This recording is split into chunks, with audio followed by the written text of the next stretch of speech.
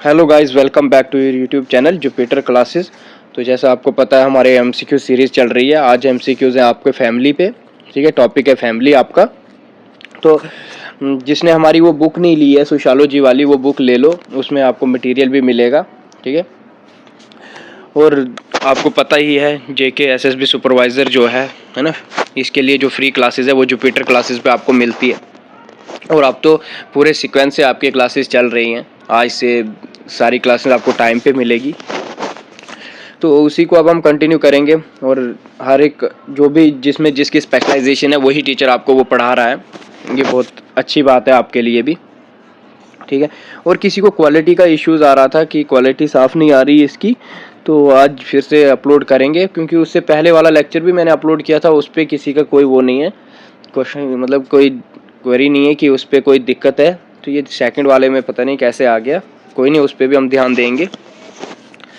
तो मेरा तो आपको पता ही है कि मैं संजय कुमार हूँ, प्रेजेंट कर रहा हूँ आपको सोशियोलॉजी स्पेशलाइजेशन के टॉपिक्स लेक्चर्स मैं ही प्रेजेंट करता हूँ।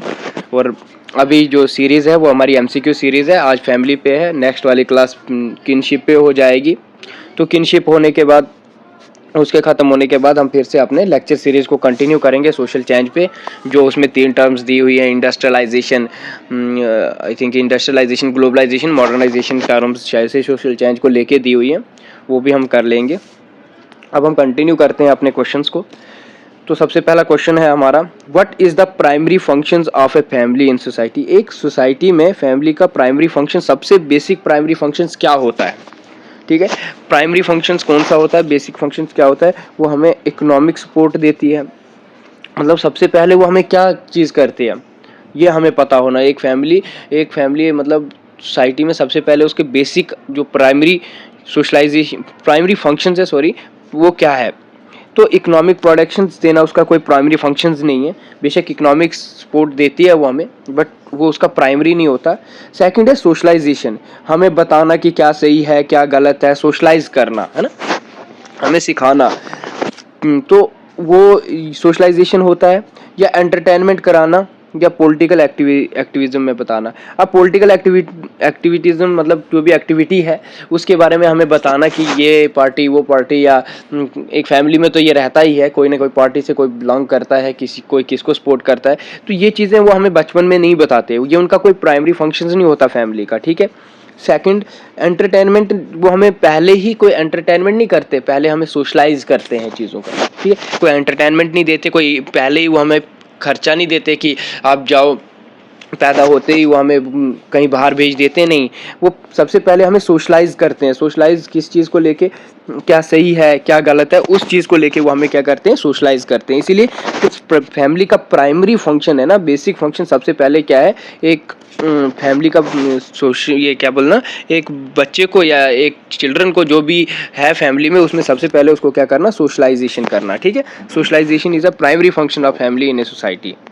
ठीक है, क्योंकि वो हमें क्या क्या सिखाते हैं, देखो अब इसको थोड़ा सा एक्सप्लेन भी करते हैं। The family play a crucial role, ये आपको पता है, सोशलाइजिंग इंडिविजुअल्स, जो हमें क्या कल्चर्स के बारे में बताते हैं, नॉर्म्स के बारे में बताते हैं, वैल्यूज़ के बारे में, बिहेवियर्स के बारे में, ये हमें कहाँ कौन बताता है, ये हमें फैमिली ही बताती है। ठीक है,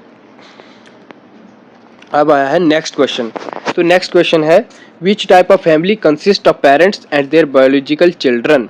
ऐसी कौन सी फैमिली है जो कंसिस्ट करती है क्या, पेरेंट्स, एक तो उसके पेरेंट्स होते हैं उसमें, और उसके साथ उनके क्या होते हैं, चिल्ड्रंस होते हैं। ठीक है, खाली पेरेंट्स और चिल्ड्रंस का होना, वो कौन सी वाली फैमिली है। न्यूक्लियर फैमिली में पेरेंट्स और उनके बच्चे होते हैं।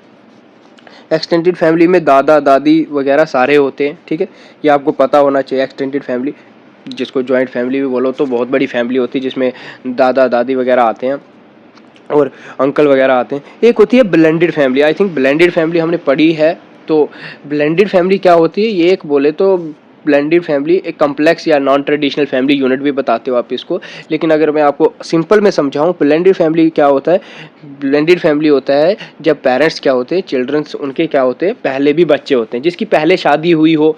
एक सिंपल सी बात है, चाहे वो मेल हो फीमेल हो, उसकी क्या हो, पहले से भी एक शादी हुई हो, फिर उससे मतलब क्या हुआ हो, डाइवोर्स हुआ हो या उसकी डेथ हो गई हो, तो उसके बाद उसने नई फैमिली, जो न्यू फैमिली उसने क्या की हो, सेट की हो, तो उसके भी जो बच्चे होते हैं ना उसके साथ, पुरानी वाली वाइफ के या पुराने वाले हस्बैंड के बच्चे साथ होते हैं, ठीक है, तो वो होती है ब्लेंडेड फैमिली। जैसे एक एग्जांपल अभी मेरे को ब्लेंडेड फैमिली क्या आ रही है, सीमा हैदर, ठीक है। सीमा हैदर का क्या है, उसने उसके बच्चे भी उसके साथ हैं और अभी उसने न्यू फैमिली भी क्या की है, फॉर्म की है सचिन के साथ, तो वो क्या है, वो ब्लेंडेड फैमिली के एग्जांपल है, ठीक है, वो ब्लेंडेड फैमिली के एग्जांपल है। फिर सिंगल पेरेंट फैमिली आपको पता है, जिसमें कोई एक हो, या तो माँ के साथ बच्चे हों या बाप के साथ बच्चे हो, वो होगी सिंगल पेरेंट फैमिली, ठीक है। हो सकता है वो डाइवोर्स हुआ हो तो वो अकेली रहती हो, या हो सकता है उसकी डेथ हो गई हो। मैक्सिमम ऐसा तो ज़्यादातर, जैसे कोई आर्मी सोल्जर्स क्या होता है, शहीद हो जाते हैं, तो उनकी जो वाइफ्स होती हैं ना, वो सिंगल पेरेंट फैमिली बन जाती हैं। मैक्सिमम वो क्या करती हैं, वो शादी नहीं करती किसी और से, तो वो हो गई सिंगल पेरेंट फैमिली, ठीक है। तो इसमें बताया था कि वो कौन सी फैमिली होती है जिसमें क्या होते हैं, पेरेंट्स होते हैं और उनके बच्चे होते हैं, तो वो हो गई न्यूक्लियर फैमिली, ठीक है। न्यूक्लियर फैमिली, देखो एक्सप्लेनेशन अगर आपको चाहिए, एक्सप्लेनेशन भी साथ में ही होती है आपको कि न्यूक्लियर फैमिली क्या होती है। Nuclear family includes the parents and their biological children living together, ठीक है। एक उनके क्या होते हैं, पेरेंट्स और उनके बच्चे होते हैं, वो एक साथ रहते हैं, तो उनको क्या बोलते हैं हम, न्यूक्लियर फैमिली, ठीक है। अगर आपको समझ आ रही होगी कमेंट कर देना कि समझ आ रही है, ठीक है। आप भी इसको पॉज करके आंसर करना, आपका आंसर सही भी होगा तो भी ठीक है, नहीं होगा कोई बात नहीं, अपने साथ लॉयल रहना है, ठीक है। कोशिश करनी है चीज़ों को समझने की। अब बोलता है ऐसी कौन सी टर्म है for family that includes relatives beyond parents and children. देखो बोलता क्या है, बोलता है कौन सी टर्म्स है जो क्या करती है, जो फैमिली को, फैमिली के साथ क्या इंक्लूड कर रही है, relatives beyond parents and children, जिसमें उसके रिलेटिव्स भी होते हैं, ठीक है, रिलेटिव्स होते हैं और बच्चे भी होते हैं। रिलेटिव्स भी उसमें ही आते हैं, एक्सटेंड मतलब बड़ी फैमिलीज होती है, ठीक है, उसमें रिलेटिव्स आएंगे, पेरेंट्स आएंगे, चिल्ड्रन आएंगे, तो किस में आएंगे, न्यूक्लियर फैमिली में तो नहीं आएंगे, ये आपको पहले ही बता दिया है मैंने। ब्लेंडेड फैमिली में मैंने आपको बताया था कि ब्लेंडेड फैमिली में क्या होता है, ब्लेंडेड फैमिली होती है वो फैमिली जिसमें क्या होता है, जो पेरेंट्स होते हैं, वो जो भी पेरेंट्स होते हैं उनके जो चिल्ड्रंस होते हैं, उसके पहले वाले जो रिलेशनशिप में चिल्ड्रंस होते हैं वो भी उसके साथ होते हैं, और वो नई फैमिली क्या करती है, कंबाइंड करके नई फैमिली बनाते हैं, ठीक है। दूसरे के साथ वो शादी कर देती है, मतलब एक औरत की दूसरी के साथ शादी, या एक मर्द की दूसरे के साथ शादी, दूसरी वाइफ के साथ शादी होना, और उसके बच्चे भी उसके साथ ही होंगे पुरानी वाली के, तो वो क्या होगी, वो ब्लेंडेड फैमिली होगी। तो एक सिंगल पेरेंट फैमिली तो मैंने आपको बताया जिसमें खाली बच्चे और माँ, या हो सकता है बाप हो, खाली सिंगल हो मगर, ठीक है, दोनों नहीं होते। और ये होता है एक्सटेंडेड फैमिली। एक्सटेंडेड फैमिली में मतलब एक जॉइंट फैमिली होते हैं जिसमें रिलेटिव्स आते हैं, अपने अंकल आते हैं, दादा दादी वगैरह आते हैं, वो एक्सटेंडेड फैमिलीज है, ठीक है। तो इसमें मैंने आपको बता दिया वो कौन सी फैमिली होती है, एक्सटेंडेड फैमिली होती है, ठीक है, जिसमें ये सारी चीज़ें होती हैं। तो अगर समझ आ रहा होगा तो बता देना, ठीक है, कमेंट भी कर सकते हो, बता सकते हो कि हाँ सर समझ आ रही है। N extended family includes relatives, मैंने आपको बताया पहले, बियॉन्ड द न्यूक्लियर फैमिली, है ना, उसके बियॉन्ड होता है, सच एज, जैसे कि एग्जांपल दिए, जैसे हमारे ग्रैंड पेरेंट्स होते हैं, अंकल आंटीज़ वगैरह एटसेट्रा, ये सारे किस में आते हैं, ये एक्सटेंडेड फैमिलीज़ में आते हैं, ठीक है। तो ये हो गया आपका एक्सटेंडेड फैमिली। देखो एक और क्वेश्चन, आपको ये मिलते जुलते क्वेश्चन इसलिए हैं ताकि आपका कोई डाउट ना रहे। अभी तक हमने extended nuclear family, extended family समझ लिया, अब एक और टाइप आपको आई है, बोलता है विच फैमिली, ऐसी कौन सी फैमिली है जो फॉर्म करती है रिजल्ट फ्रॉम द मैरिज और partnership of people who bring children from previous relationship. देखो अभी आ गया, जिसको मैं अभी तक आपको समझा रहा था ना, वो यही बात आ गई कि बोलता क्या है, कौन सा ऐसा फॉर्म है ना फैमिली में, फैमिली फॉर्म्स रिजल्ट, जो क्या रिजल्ट देता है, फॉर्म ऑफ मैरिज, ऐसी मैरिज या पार्टनरशिप ऑफ पीपल, उसके साथ पार्टनरशिप होना, उसके साथ रिलेशन होना, उसके साथ शादी होना, मैरिज की बात कर रहा है, कोई रिलेशन नहीं है, मैरिज की बात है, लीगली मैरिड, ठीक है।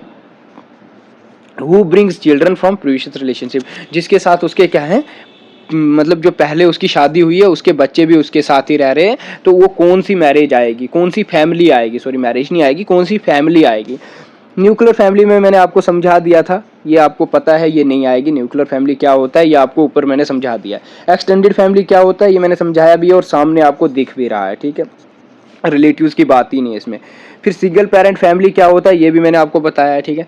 अब आ गया ब्लेंडेड फैमिली। ब्लेंडेड फैमिली में मैंने क्या बताया था, मैंने बताया था कि उसके जो बच्चे होंगे, याद रखना एग्जाम्पल मैंने आपको दी भी है, एग्जाम्पल है सीमा हैदर। जो पाकिस्तान से थी, सीमा हैदर, उसकी एग्जांपल है। तो उसने क्या किया, उसके साथ उसके बच्चे भी आए हैं, बच्चे भी हैं साथ, और शादी हो गई है सचिन के साथ। अब उसने सचिन के साथ क्या किया है, अपनी जो फैमिली है वो सेट की हुई है। अभी वो अपने फैमिली के साथ, मतलब जो उसके बच्चे हैं वो भी साथ में हैं, जो पहले वाली शादी के हैं वो भी साथ में, और सचिन के साथ शादी भी की है, उसने फैमिली सेट भी की है। तो वो हो गई कौन सी, ब्लेंडेड फैमिली, ठीक है, वो ब्लेंडेड फैमिली हो गई। एग्जाम्पल आपको, मुझे उम्मीद है कि आपको इस एग्जाम्पल से क्लियरिटी हो जाएगी कि ब्लेंडेड फैमिली क्या होता है, ठीक है। तो ये ब्लेंडेड फैमिली था, ठीक है। एक्सप्लेनेशन भी आपको बता ही देता हूँ कि ब्लेंडेड फैमिली क्या होता है। ब्लेंडेड फैमिली रिजल्ट क्या देता है, from the blending of parents and children from previous relationship, है ना। देखो प्रीवियस, पहली शादी के भी बच्चे साथ होना, मतलब कि नई शादी का सेटल भी होना, और पुराने बच्चे जो है वो भी साथ होना, वो होगी ब्लेंडेड फैमिली, ठीक है। तो समझ आ रही होगी, कमेंट करना, लाइक करना, शेयर करना ज़्यादा से ज़्यादा, ठीक है। अब आता है, बोलता है in which type of family, ऐसी कौन सी फैमिली है, is there only one parent responsible for raising the children. देखो ये आपको वन पेरेंट की बात आ गई, जहाँ पे एक पेरेंट की बात आ गई, चाहे वो मदर हो फादर हो, उसी की रिस्पॉन्सिबिलिटी रहती है कि वो अपने बच्चों को पाले, है ना। फिर वो मतलब वो शादी नहीं करती है, तो वो मैरिज आपको पता है न्यूक्लियर में भी नहीं आता है, एक्सटेंडेड फैमिली में भी नहीं आता, और ब्लेंडेड फैमिली में भी नहीं आता है। हाँ, अगर सीमा हैदर अपने पति से तलाक लेती और सचिन से शादी नहीं करती तो वो भी सिंगल पेरेंट फैमिली हो सकती थी, ठीक है। लेकिन उसने वो नहीं किया, उसने क्या किया, उसने सचिन से शादी कर दी, वो बन गई ब्लेंडेड फैमिली, ठीक है। तो लेकिन अभी हमें बोला है कि only one parent responsible for rising children, तो वो कौन सा है, सिंगल पेरेंट फैमिली, ठीक है। इसका मतलब सिंगल पेरेंट फैमिली आपको समझ आ गया होगा, तो बता देना मुझे, जहाँ पे कोई डाउट होगा आप क्वेश्चंस कर सकते हो, ठीक है। Single parent family, in a single parent family only one parent is responsible for raising children, है ना। वही एक ही पेरेंट्स क्या होता है, रिस्पॉन्सिबल होता है अपने बच्चों को पालने के लिए, ठीक है। वही सब कुछ करता है अपने बच्चों के लिए, चाहे वो मदर हो वही करते हैं, चाहे फादर हो वही रिस्पॉन्सिबल है अपने पेरेंट्स को पालने के लिए। जैसे कि मैंने एक एग्जांपल दे दिया आपको, आर्मी में जो सोल्जर होते हैं, सोल्जर जब एक सोल्जर शहीद हो जाता है तो उसकी वाइफ, मैक्सिमम ऐसा ही है कि एक सोल्जर की वाइफ शादी दूसरी नहीं करती है, तो वो वही एक सिंगल पेरेंट्स होता है, वो अपने बच्चों को पालते हैं। बहुत से ऐसे केसेस हमारे सामने भी हैं, हमने देखे भी होंगे, तो वही है, ठीक है। बोलता है what is the term for the practice of marrying within one social economic and cultural group. बोलते हैं ऐसे कौन से टर्म है, ऐसी कौन सी टर्म्स है, याद रखना। पहले आपको क्वेश्चन अच्छे से समझना है। जो प्रैक्टिस करता है मैरिंग के लिए, अब शादी के लिए, विद इन, देखो यार, विद इन, अपने ही, विद इन मतलब अपने ही ग्रुप में, चाहे वो सोशल हो, सोशल इकोनॉमिक और कल्चरल ग्रुप में ही वो क्या करता है, अपनी शादी करता है।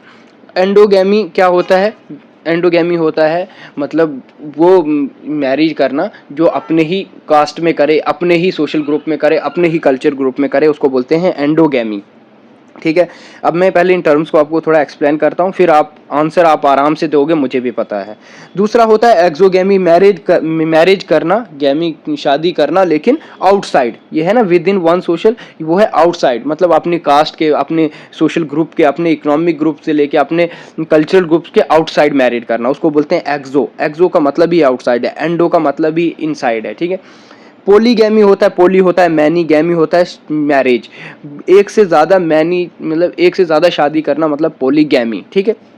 मोनोगैमी, एक ही शादी करना, मोनो सिंगल मतलब सिंगल शादी करना, एक हस्बैंड एक वाइफ का होना, मोनोगैमी, ठीक है। तो मैंने आपको पूछा था कि वो कौन से मैरिज है, प्रैक्टिस होती है जो क्या है, विद इन अपने ही ग्रुप में मैरिज करता है, तो वो होता है एंडोगैमी, ठीक है। आपको इसका पता भी है क्योंकि हमने अच्छे से समझा है। एंडोगैमी क्या होता है, एंडोगैमी रेफर करता है to a practice of marrying within one social economic और कल्चरल ग्रुप, ठीक है। तो इसका नेक्स्ट है, बोलता है which family structure is categorized by multiple spouses at a same time. बोलता है एक ही टाइम पे एक से ज़्यादा स्पोजेज होना कौन सा फैमिली स्ट्रक्चर को कैटेगराइज करता है, ठीक है। तो ये आपने अगर पढ़ा हो, मैंने ये बताया है, मोनोगैमी, पोलोगैमी, पॉलीएंड्री, एक्सोगैमी, है ना, ये आपको पता है। तो अब मैं आपको इनको थोड़ा बताता हूँ ये क्या है, ठीक है। मोनोगैमी क्या है, मोनोगैमी आपको पता है, एक की शादी होना, है ना, एक ही हस्बैंड एक ही वाइफ का होना मोनोगैमी, ठीक है, इसको पहले ही साइड कर दो, ये नहीं है इसका आंसर। सेकंड है पोलीगैमी, पोलीगैमी सॉरी पोलीगैमी, पोली और गैमी, पोली होता है मैनी, गैमी होती है मैरिज, एक से ज़्यादा शादी करना, मल्टीपल स्पोज का एक ही टाइम पे होना, वो होता है पोलीगैमी, ठीक है। पोली एंड्री क्या होता है, इधर बोला है मल्टीपल स्पोज का होना, ठीक है, मल्टीपल स्पोज का होना मतलब इसमें कि जो क्या बोलते हैं स्पोज होंगे, हो सकता है वो मेल हो या फीमेल हो, है ना, एक से ज़्यादा मेल या फीमेल का होना, उसको क्या बोलते हैं। ये नहीं बोला है कि एक से ज़्यादा हस्बैंड का होना या एक से ज़्यादा वाइफ का होना उसको क्या बोलते हैं, वो नहीं बताया है, ठीक है। अगर यहाँ पे बोला होता कि एक से ज़्यादा हस्बैंड के होने को क्या बोलते हैं, वो था फिर पोली एंड्री, क्योंकि पोली होता है मैनी, हेनरी आता है हस्बैंड के लिए यूज आता है या मेल के लिए यूज आता है, एक से ज़्यादा मेल के साथ मेल होना, तो उसमें आता है पोली एंड्री, ठीक है। और पोलीगाइनी आता तो एक से ज़्यादा फीमेल का होना, मतलब एक हस्बैंड का एक से ज़्यादा वाइफ्स का होना, वो हो गया पोलीगाइनी। एक फीमेल का या एक वाइफ का, एक उसका क्या बोलते हैं, एक वाइफ का एक से ज़्यादा हस्बैंड का होना पोली एंड्री, ठीक है। ठीक। फिर होता है एक्सोगैमी, एक्सोगैमी होती है वो मैरिज जो आउटसाइड ऑफ द ग्रुप होती है, तो ये हमें पूछा ही नहीं है, हमें सिर्फ पूछा है कि मल्टीपल स्पोज एक ही टाइम पे, एक एट द सेम टाइम पे होना, उसको क्या बताते हैं, तो उसको बताते हैं पोलीगैमी, ठीक है। और ये मैंने आपको बताया भी है, अगर आपको अच्छे से याद होगा तो ही आप बता सकते हो कि ये क्या था। पोलीगैमी क्या होता है, polygamy involves having multiple suppose of, ठीक है, मल्टीपल स्पोज है, ठीक है, ये याद रख लेना। तो इसके बाद आ रहा है ये क्वेश्चन, जिसको ये अच्छा लग रहा है सेशन वो लाइक भी करना, कमेंट भी करना, ठीक है, ताकि हमें और ज़्यादा एमसीक्यूज बनाने में भी अच्छा लगे। अगर समझ नहीं आ रही है कमेंट कर लेना कि क्या समझ नहीं आ रहा है, ठीक है, तो वो हम फिर से समझाएंगे, कहीं पे कुछ डाउट होगा तो वो बता दूंगा मैं, ठीक है। तो बोलता है what is the term for the practicing of marrying outside. देखो अभी इनसाइड था, अब आउटसाइड हो गया है, आउटसाइड, इनसाइड, विद इन, है ना। तो ये चीज़ें छोटी छोटी हैं, अगर इनको आपने पकड़ लिया तो मतलब आप आराम से समझ जाओगे। तो एक मैरिज का प्रैक्टिस करना outside of one social economic and cultural group में, आपको पता है एंडोगैमी तो है नहीं, क्योंकि यहाँ आउटसाइड, वहाँ इनसाइड होना चाहिए था या विद इन होना चाहिए था, ठीक है। एक्सोगैमी बिल्कुल करेक्ट आंसर है इसका, क्योंकि ये outside one social culture economical, मतलब अपने कल्चर के हिसाब से, अपने इकोनॉमिक के हिसाब से, अपने सोशल स्टेटस के हिसाब से वो क्या करता है, अपने से बाहर शादी करता है, ठीक है, वो हो गया एक्सोगैमी। तो पोलीगैमी क्या होता है मैंने समझा दिया है, ये भी नहीं है, और मोनोगैमी भी आपको पता है नहीं है। तो इसका क्या है, एक्सोगैमी है। एक्सोगैमी क्या रेफर करता है, exogamy refer to the practice of marrying outside one social economic and cultural group, ठीक है, ये आपको समझ आ गया होगा, ठीक है। अब है आपके पास क्वेश्चन नंबर 9, ठीक है। लाइक करो, सब्सक्राइब भी करो, शेयर भी करो ज़्यादा से ज़्यादा हमारे चैनल को, ठीक है। इस वीडियोस को लाइक भी करो, अगर आपको समझ आ रही है तो लाइक करो, कोई डाउट है कमेंट करो, ठीक है। कहीं पे कोई आवाज़ क्लियरिटी नहीं है वो भी बता सकते हो कि सर आपकी आवाज़ साफ़ नहीं आ रही है, ठीक है, वो उन चीज़ों पे हम फिर से काम करेंगे, अगर कहीं पे हमें लगेगा कि सही है तो वो ज़रूरी है। तो बोलता है what is the family unit consisting of 2 और मोर जनरेशन लिविंग टुगेदर। देखो बोलता है एक से ज़्यादा जनरेशन का, क्या बोलता है, बोलता है एक से ज़्यादा जनरेशन का एक साथ रहना। What is the family unit consist, क्या कौन सा फैमिली यूनिट है कंसिस्ट करता है कि 2 और मोर जनरेशन लिविंग टुगेदर, ठीक है। तो कौन सा जनरेशन्स का है, आपको पता ही है। न्यूक्लियर फैमिली तो आपको पता है कि वो क्या होता है, सिंगल होता है। एक्सटेंडेड आपको पता ही है कि वो होता है एक से ज़्यादा जनरेशन का एक साथ रहना, ठीक है। ब्लेंडेड फैमिली मैंने आपको बताया है। और कोहैबिटिंग फैमिलीज वो होती है जो एक साथ रहती है, ठीक है। वो ज़रूरी नहीं है कि वो क्या हो, वो लीगली बोला नहीं किसी ने, तो एज अ कोहैबिटिंग होता है मतलब एक साथ रहना, ठीक है। वो कोई बायोलॉजिकली नहीं होता बट एक साथ रहना होता है, ठीक है। उसमें कोहैबिटिंग फैमिलीज होती है, खाली रहना, एक साथ रहती है, ठीक है, कोई बायोलॉजिकल रिलेशंस नहीं रहते उसमें। तो इसमें कौन सा आएगा, एक्सटेंडेड फैमिली आएगा। ब्लेंडेड फैमिली क्या होता है, न्यूक्लियर फैमिली क्या होता है, कोहैबिटिंग फैमिली क्या होता है, ये भी बता दिया मैंने। तो इसमें क्या आएगा, एक्सटेंडेड फैमिली आएगा, ठीक है। तो एक्सप्लेन भी करता हूँ मैं इसको कैसे आएगा, क्योंकि एक्सटेंडेड फैमिली में ही मैंने आपको बताया था उसमें क्या होते हैं, उसमें रिलेटिव्स होते हैं, उसमें दादा होते हैं, दादी होते हैं, उनके बच्चे होते हैं जिनको अंकल आंटी वगैरह, तो वो सारे किस में आते हैं, वो एक्सटेंडेड फैमिली में आते हैं। तो इसी में एक से ज़्यादा जनरेशन क्या होती है, एक साथ रहती है ना, ठीक है। तो इसके बाद आता है हमारा क्वेश्चन 10। तो इसमें क्या बोला है, क्वेश्चन देखना कितना आसान है, आप इसको खुद समझोगे। बोलते हैं विच टर्म डिस्क्राइब, ऐसी कौन सी टर्म है जो डिस्क्राइब करती है कि practice of having one spouse at a time, एक ही स्पोज का होना एक टाइम पे, वो कौन सी टर्म है जो इसको इसमें बताएगी हमें कि वो प्रैक्टिस करती है इस चीज़ को, है ना, एक टाइम पे एक ही स्पोज का होना। ठीक है, एक होता है मोनोगैमी जिसमें एक हस्बैंड एक वाइफ होते हैं टोटल। ठीक है, पोलीगैमी एक से ज़्यादा होना, पोलीएंड्री हस्बैंड का एक से ज़्यादा होना, एंडोगैमी मैरिज का अपने ही ग्रुप में होना। तो आपको पता है इसमें आएगा मोनोगैमी, है ना। मोनोगैमी कौन सी मैरिज होती है जिसमें क्या होता है, एक ही स्पोज होता है एक टाइम पे। ठीक है, थोड़ा सा एक्सप्लेन कर लेंगे, आपको हो सकता है किसी को कोई डाउट रहा हो। तो एक्सप्लेनेशन क्या है इसकी, एक्सप्लेनेशन भी सिंपल है कि मोनोगैमी क्या है, monogamy is the practice of having only one spouse at a time. ठीक है, क्या एक ही स्पोज एक ही टाइम पे होना, वो क्या होता है, उसका होने को बोलते हैं मोनोगैमी। ठीक है, एक ही स्पोज का होना एक ही टाइम पे। ठीक है, तो नेक्स्ट क्वेश्चन क्या है हमारा, which factor is not contributing element of family diversity, ऐसा कौन सा फैक्टर है जो क्या करता है, जो कंट्रीब्यूट नहीं करता है किसको, फैमिली की डाइवर्सिटी को, वैराइटीज़ को। ठीक है, तो इसमें क्या क्या है, ओहो इसका तो आंसर आपको शो हो गया है।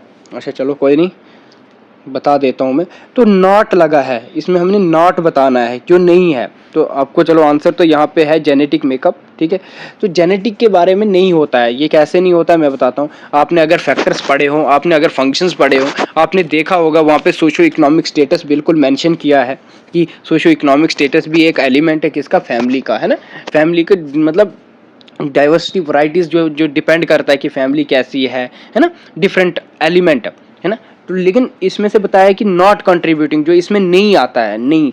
तो कल्चर बैकग्राउंड होता है, सोशल इकोनॉमिक कल्चरल देखा जाता है ना, वे ऑफ लाइफ हमारा कैसा है वगैरह, जियोग्राफिकल लोकेशंस हमारी फैमिली में आती है, लेकिन जेनेटिक मेकअप नहीं आता है। ठीक है, इसीलिए क्या बोला, family diversity is influenced by socio economic status, cultural background and geographical locations. ठीक है, ये है इसके डाइवर्सिटी को इन्फ्लुएंस करता है, फैमिली की डाइवर्सिटी को ये इन्फ्लुएंस करता है, चाहे सोशो इकोनॉमिक स्टेटस हो, कल्चरल हमारी बैकग्राउंड हो, या हमारा लोकेशन जो है ना, लेकिन genetic makeup is not a factor. ठीक है, ये आपको समझ आ गया होगा तो कमेंट कर लेना। ठीक है, किसी को कोई डाउट हो तो भी बता देना। तो इसके बाद है नेक्स्ट क्वेश्चन है आपका, बोलता है what is the term for a form of marriage in which an individual has multiple spouse at a time. देखो अभी बोल रहा है कि मल्टीपल स्पोज का होना, multiple suppose in which, what is the term for form of marriage in which an individual has multiple.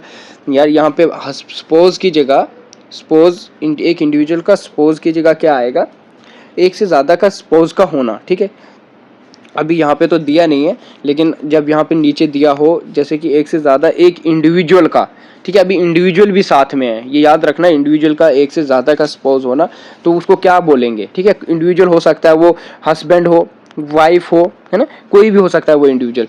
तो यहाँ पे आपको पता होना चाहिए कि यहाँ पे आपने बस इतना याद रखना है कि इन दोनों में पोलीगैमी और पोलीएंड्री में डिफरेंस है। ठीक है, कैसे, मोनोगैमी आपको पता है सिंगल मैरिज होती है, और यहाँ पे पॉलीगैमी में क्या आता है, पॉलीगैमी की बात करें तो पॉलीगैमी में आता है कि जो मैरिज होती है ना, एक से मतलब क्या होती है, इसमें जो होते हैं मल्टीपल स्पाउस होते हैं, सिंपल सी बात है, मल्टीपल स्पाउस होते हैं। लेकिन यहाँ बोला है इंडिविजुअल का, तो जब इंडिविजुअल आता है ना पॉलीगैमी में, क्या होता है, वो इंडिविजुअल हो सकती है, वाइफ भी हो, अगर गैनी की बात करूं। लेकिन पोलीएंड्री है यहाँ पे एक ऐसी टर्म है जो इंडिविजुअल को रिप्रेजेंट करती है। हो सकता है कि एक हस्बैंड का, एक वाइफ का एक से ज़्यादा हस्बैंड का होना, उसको बोलते हैं हम क्या, पोलीएंड्री। ठीक है, तो यहाँ पे वही बोला है कि इंडिविजुअल का एक से ज़्यादा मल्टीपल सपोज होना एट ए टाइम। ठीक है, तो वो आएगा पोलीएंड्री। ठीक है, पोलीगैमी और पोलीएंड्री का डिफरेंस आपको पता होना चाहिए। ठीक है, एक से ज़्यादा गैमी क्या होता है, गैमी होती है मैरिज, पोलीगैमी एक से ज़्यादा शादी करना, एक से ज़्यादा शादी करना बोलते हैं पोलीगैमी। ठीक है, ये तो पोलीएंड्री क्या होता है, एक इंडिविजुअल का एक से ज़्यादा सपोज का होना। ठीक है, शादी और सपोज में फ़र्क है, याद रखना। ठीक है, शादी मैरिज और स्पोज में फ़र्क है ना। तो गैमी, पोलीगैमी होता है एक से ज़्यादा एक किसी की शादी होना, उसको पोलीगैमी बताते हैं। और पोलीएंड्री आता है कि किसी का मल्टीपल स्पोज का होना। ठीक है, एंड्री की बात, पोलीएंड्री की बात करते हैं तो, या पोलीगाइनी भी हो तो उसमें भी हो सकता है एन इंडिविजुअल हैज़ मल्टीपल स्पोजेज। लेकिन उसमें अब पोलीगाइनी में कौन ज़्यादा होंगी, वाइफ ज़्यादा होती हैं, और पोलीएंड्री में हस्बैंड ज़्यादा होते हैं। ठीक है, एक वाइफ के। तो ये आपको समझ आ जाना चाहिए। अगर नहीं आया है कमेंट करना कि कहाँ पे डाउट है।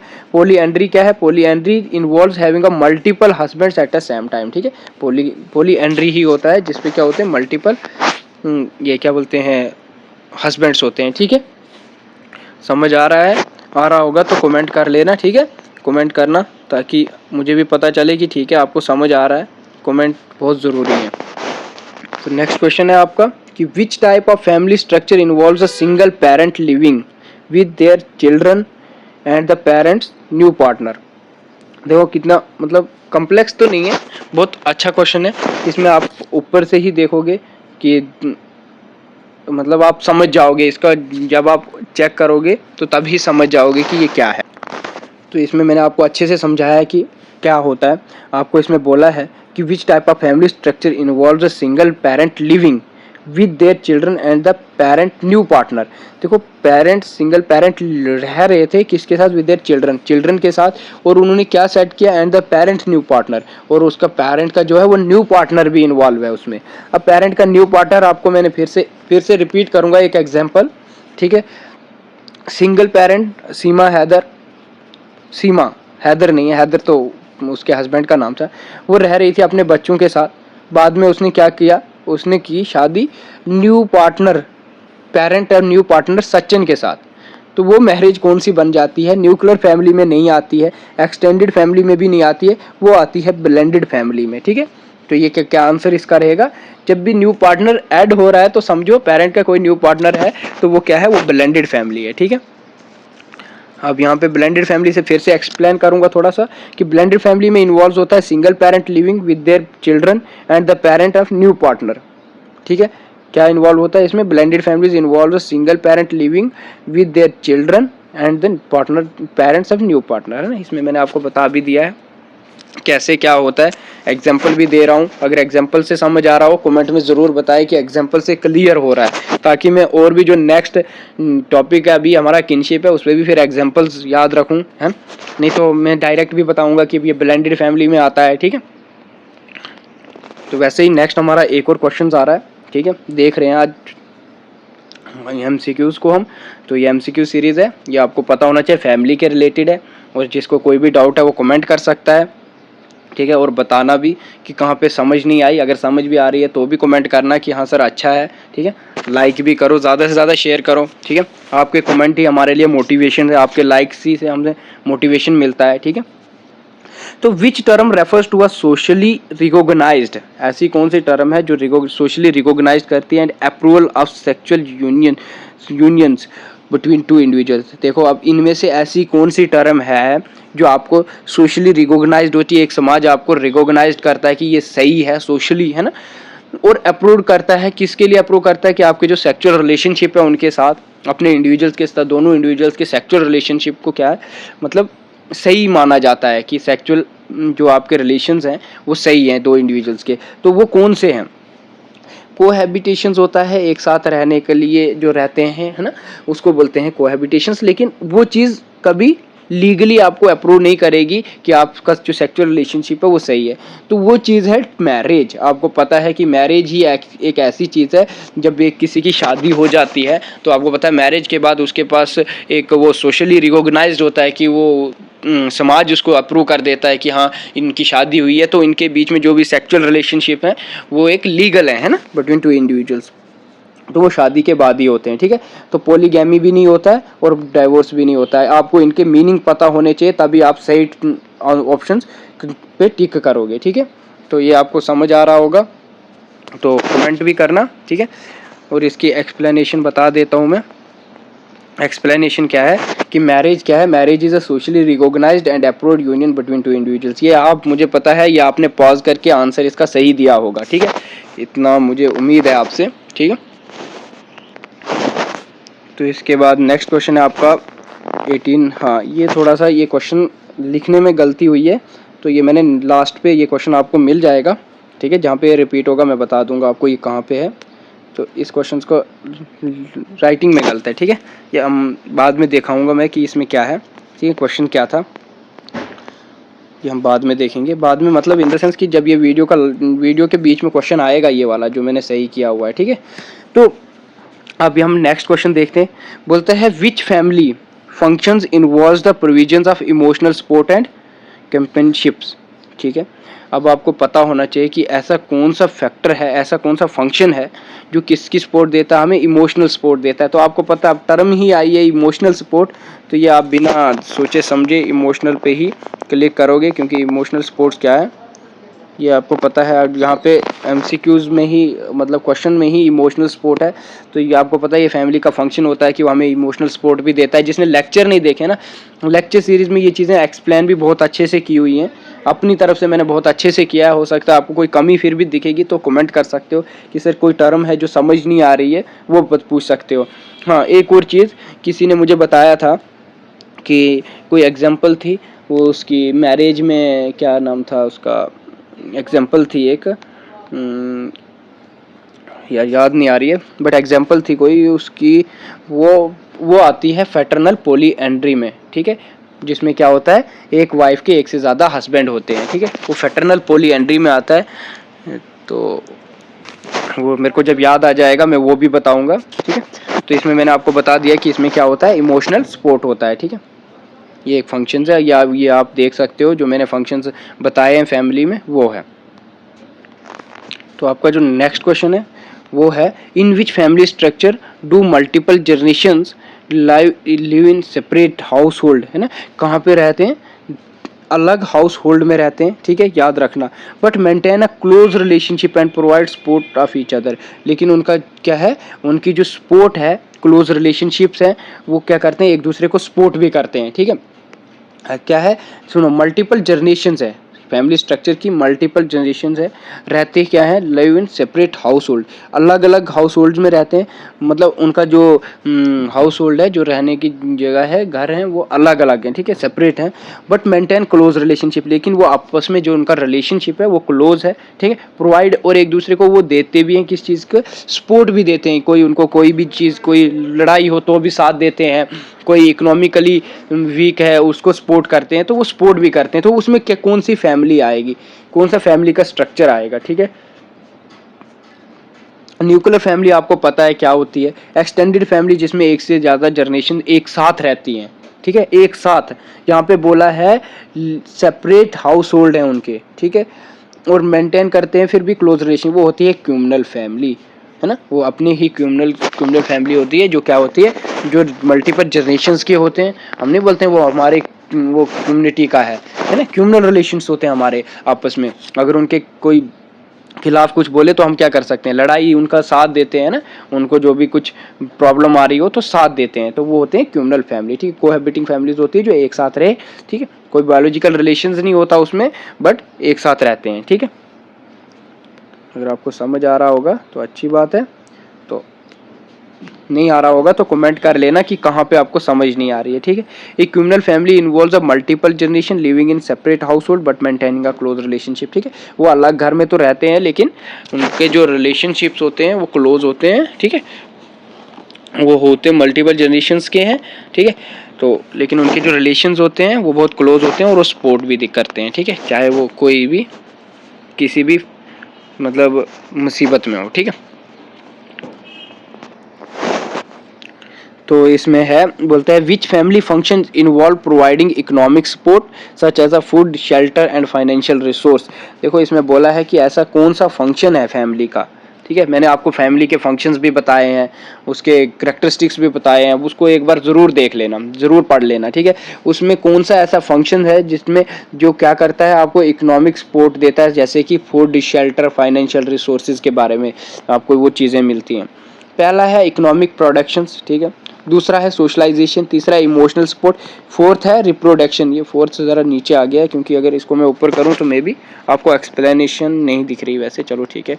तो फोर्थ वन क्या है, फोर्थ वन है उसका रिप्रोडक्शन। ठीक है, तो आपको पता है अगर आपको इकोनॉमिक की ज़रूरत है तो वो इकोनॉमिक ही आपकी पूरी करेगा। ठीक है, वो सोशलाइजेशन कभी पूरी नहीं कर सकता, या इमोशनल सपोर्ट, आपका फूड, शेल्टर, वो चीज़ें प्रोवाइड नहीं करता। वो आपको कौन, इकोनॉमिक प्रोडक्शन है ना, रिप्रोडक्शन तो अलग ही एक प्रोसेस है ना, वो बायोलॉजिकल फैक्टर है, वो अलग चीज़ है। तो यहाँ पे देख लो आपका एक्सप्लेनेशन भी है कि इकोनॉमिक प्रोडक्शन जो है वो is one of the family function that involve providing financial and material support, जो हमें क्या करता है, फाइनेंशियली और मटेरियल सपोर्ट देता है, ठीक है। तो इसी के साथ ये वाला एमसीक्यूज भी हमने सॉल्व कर दिया। अगर आपको समझ भी आ रहा होगा तो बता देना, ठीक है। यहाँ पे अब है एक क्वेश्चन और है, बोलता है in which type of family, ऐसी टाइप ऑफ फैमिली का स्ट्रक्चर बताना है, डू इंडिविजुअल लिव अलोन और विद या विद और नॉन रिलेटिव्स, जो क्या है अकेला रहता है या नॉन रिलेटिव्स के साथ, मतलब कोई रिलेटिव्स नहीं होते, ठीक है। तो आपको अकेले के बात आ गई तो आपने कहीं इधर उधर भटकना ही नहीं है। अकेले के में आपको मैंने पहले ही बता गया है, सिंगल मतलब होता ही अलोन है, तो इसमें सीधा ही आपका जो है सिंगल पर्सन हाउस होल्ड आएगा। बाकी जो टर्म्स हैं ये आपको मैंने पहले भी एक्सप्लेन की हुई हैं, ठीक है, इसमें आपको कोई सोचने वाली बात ही नहीं थी। तो single person house hold consist of individuals living alone और नॉन रिलेटिव्स, है ना, मैंने आपको पहले ही बताया था कि वो क्या है, वो अकेले रहते हैं वो फैमिली, ठीक है। अब आ गया 26 आपका क्वेश्चन है, ठीक है। ये क्वेश्चंस के थोड़ा सा क्वेश्चन चला जा रहा है ऊपर, अच्छा कोई बात नहीं, मैं इसको ऐसे ही रखता हूँ। देखो अभी वो क्वेश्चन रिपीट हुआ जिस क्वेश्चन का मैंने आपको बोला था ना कि ये क्वेश्चन इनकम्प्लीट हुआ था, उसमें कुछ मिसप्रिंट था। वो ये था कि उस क्वेश्चन में पूरा क्वेश्चन नहीं था, ठीक है। क्वेश्चन पूरा नहीं हो तो आप आंसर कभी दे नहीं सकते, ठीक है। तो आपका नेक्स्ट क्वेश्चन है, ये था, यही था वो क्वेश्चन कि what is the term for the practice. अगर जिसने मेरा जो लेक्चर है किस पे, मैरिज वाले पे, वो अच्छे से पढ़ा है, अच्छे से सुना है, समझा है, उसमें मैंने ये टर्म ज़रूर बताई है। अगर आपको कोई डाउट होगा आप आज भी कमेंट कर सकते हो, लेकिन कमेंट करने से पहले आप एक बार ना वो लेक्चर ज़रूर सुन लेना, ठीक है। बोलता है what is the term for the practice of having only one suppose. देखो ये कंफ्यूज करने वाला भी है बट अच्छे से समझना। Having only one spouse at a time but potentially having a more than one spouse over a course of a lifetime due to divorce या रीमैरिज। आप मुझे बताओ, ये आपको याद है कि मैंने आपको पहले भी बताया था कि जिसका एक ही स्पोज एट अ टाइम हो, एट अ टाइम उसका एक ही स्पोज हो, ठीक है, उसको बोलते हैं हम मोनोगैमी, है ना। लेकिन हो सकता है उसका एट ए टाइम तो एक ही स्पोज है, लेकिन हो सकता है उसके कुछ टाइम बाद जो उसका स्पोज था उससे तलाक हुआ हो या उसकी डेथ हो गई हो, लेकिन वो फिर से क्या करे, रीमैरिज करे, शादी करे, और फिर से उसका एक ही स्पोज रहेगा एट ए टाइम, तो उसको क्या बोलेंगे, उसको आपको याद होना चाहिए कि उसको क्या बोलेंगे। उसको मोनोगैमी नहीं बोलते हैं, ठीक है। मोनोगैमी उसको नहीं बोलते हैं कि जब किसी की डेथ हो गई वो फिर से शादी करे, तो या डाइवोर्स हुआ हो फिर से शादी करे, तो उसको बोलते हैं हम सीरियल मोनोगैमी। आपको मैंने पहले भी बताया था उसको क्या बोलते हैं हम, सीरियल मोनोगैमी। इसको और ऊपर कर लेता हूँ, इसमें जो ऑप्शंस है अब हम ऑप्शंस देखेंगे। मोनोगैमी आपको पता है क्या होता है, ठीक है। पोलोगैमी आपको पता है एक से ज़्यादा इसका एक से ज़्यादा मैरिज करना मतलब पोलीगैमी, एक से ज़्यादा एक मैरिज सिंगल मैरिज होना मतलब मोनोगैमी। सीरियल मोनोगैमी कौन सी होती है, जिसमें क्या होता है, जिसमें जो हस्बैंड जो होती एट ए टाइम वन ही स्पोज होता है, एक ही स्पोज होता है, बट वो स्पोज कैसे होता है, हो सकता है उसने जो पहले क्या डाइवोर्स लिया हो फिर उसने शादी की हो, तो उसको क्या बोलेंगे, उसको बोलेंगे सीरियल मोनोगैमी, ठीक है। ठीक है, समझ आ रहा है, उसको सीरियल मोनोगैमी बताएंगे, ठीक है। डाइवोर्स लिया हो या रीमैरिज की हो, है ना, दोबारा से शादी की हो, तो उसको क्या बोलते हैं, मतलब डाइवोर्स के बाद होगी रीमैरिज कौन सी पहले होगी, डाइवोर्स लिया हो रीमैरिज हो, तो उसको बोलते हैं सीरियल मोनोगैमी।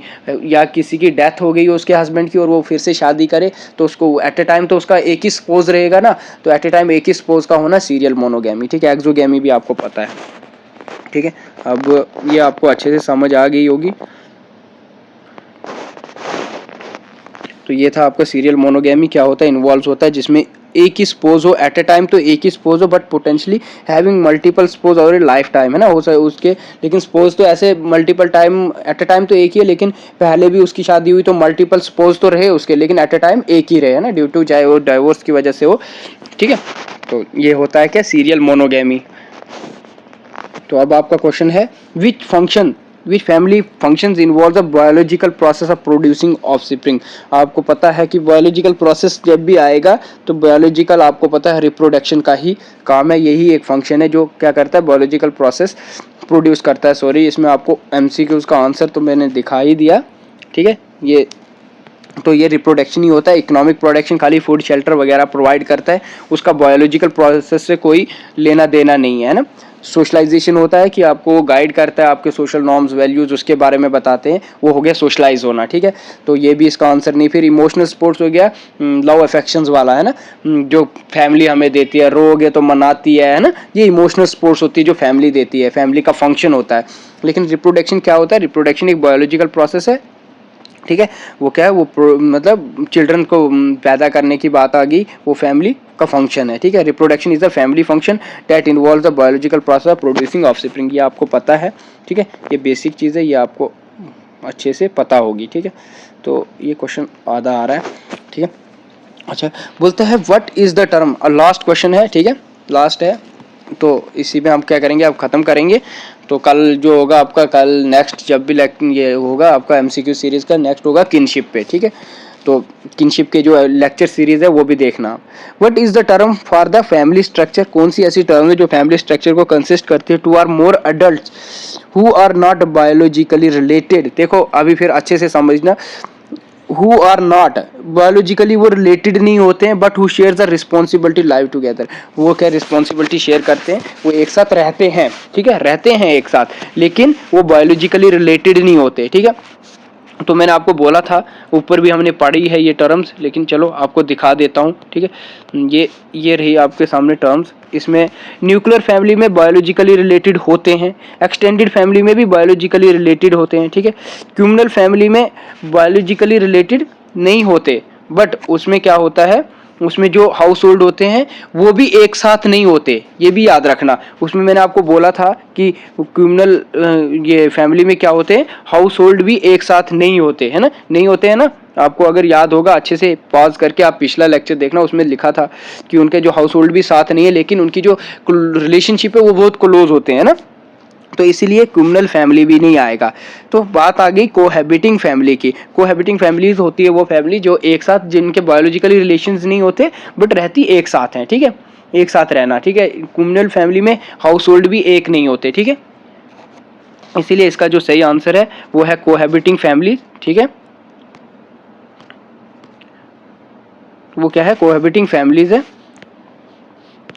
तो कोहैबिटिंग फैमिली कंसिस्ट करती है two are more adult who are not biologically, है ना, एक से ज़्यादा अडल्ट सब साथ रहते हैं, बट वो क्या है, वो बायोलॉजिकली रिलेटेड नहीं होते, but share a responsibility live together, है ना। वो उनकी जो रिस्पॉन्सिबिलिटीज़ होती है वो शेयर करते हैं ना, वो मतलब एक साथ ही निभाते हैं सारा कुछ, ठीक है। वो रहते एक साथ हैं, वो लेकिन बायोलॉजिकली रिलेटेड नहीं होते हैं। क्रिमिनल में क्या बोला था मैंने कि वो उनके रिलेशंस को बहुत क्लोज होते हैं, मल्टीपल जनरेशंस में वो होते हैं, वो कोई एक जनरेशन के नहीं होते, मल्टीपल जनरेशन के होते हैं। उनके जो हाउस होल्ड होते हैं वो भी अलग होते हैं, ठीक है। इसमें क्या बोला मैंने, कोहैबिटिंग फैमिली, इसमें जो हाउस होल्ड है वो क्या है, वो एक साथ होते हैं, ठीक है।